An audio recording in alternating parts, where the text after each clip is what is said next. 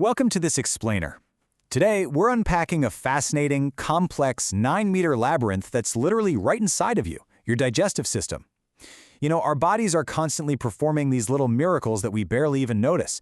And honestly, the way we transform everyday raw food into life-giving energy, it's easily one of the most magnificent things we do. So let's just dive right into this by looking at the sheer volume of material we're dealing with here.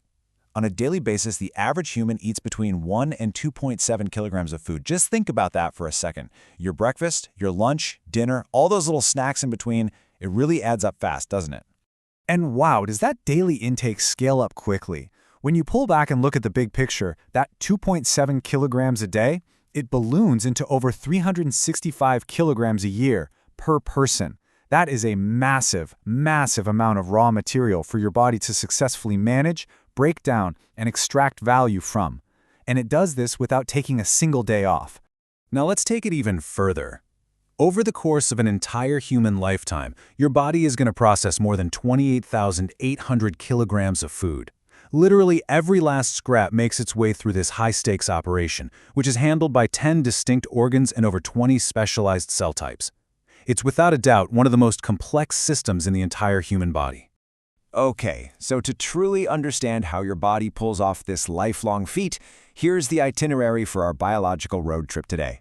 We're going to cover 1. The digestive system's blueprint, 2. From mouth to stomach, 3. The small intestine's magic, and finally, 4. The final stretch. Starting off with Part 1, the digestive system's blueprint. Before we follow a bite of food on its actual journey, let's just kind of meet the cast of characters here. This whole system relies on 4 main components working continuously, completely in unison. First up, we've got the gastrointestinal or GI tract, which is that twisting channel that transports your food. Second, the pancreas, liver, and gallbladder. Think of them as the chemical plant, breaking down food using special juices. Third is this invisible network of enzymes, hormones, nerves, and blood. And finally, the mesentery. That's a large stretch of tissue that anchors everything securely in your abdomen so they can actually do their jobs. To really give you a sense of the scale packed inside your torso right now, think about this. The internal surface area of your twisting gastrointestinal tract is somewhere between 30 and 40 square meters. That is enough to cover half of a badminton court. No way, right? But it's true. All of it is perfectly folded and optimized inside of you to extract absolutely every single nutrient possible. Moving right along to Part 2, from mouth to stomach. So the process actually begins before food even hits your tongue. Just anticipating a meal triggers about 1.5 liters of daily saliva production. Once the food is actually in your mouth, chewing combines with all that saliva to turn your food into this moist lump, which is scientifically known as the bolus. And even as you're just chewing, enzymes are already hard at work starting the chemical digestion process.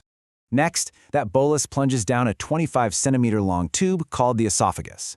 But here's the cool part. It doesn't just fall down via gravity. Nerves actually trigger peristalsis. This is a series of very defined muscular contractions that actively push the food forward and down into your stomach.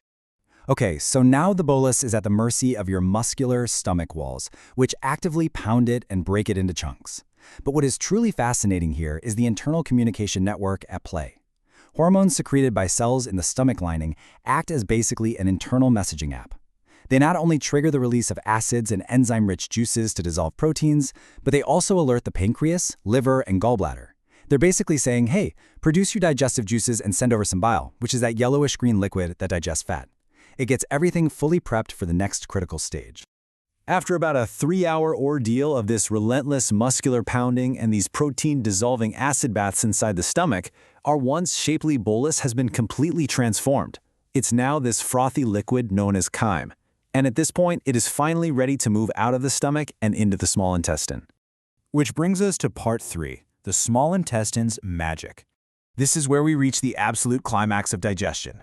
Inside the small intestine, chemical teamwork kicks into high gear to extract those life-sustaining nutrients. The liver sends over bile to dissolve the fats, while pancreatic and intestinal juices systematically deconstruct the molecules so they're easier to absorb. Basically, fats get broken down into fatty acids and glycerol. Proteins turn into amino acids, and your carbs are broken down into glucose. But wait, how does your body actually capture all these newly broken down nutrients? Well, that happens in the small intestine's lower regions, specifically the jejunum and the ileum. These regions are coated in millions of tiny, finger-like projections called villi. These villi are the secret to that massive badminton court surface area we talked about earlier. They maximize molecule absorption, transferring the nutrients directly into your bloodstream. Your blood then takes them on the final leg of their journey, literally feeding your body's organs and tissues. And that takes us to part 4, the final stretch. All right, so we've extracted the energy, which means it's time to process the waste.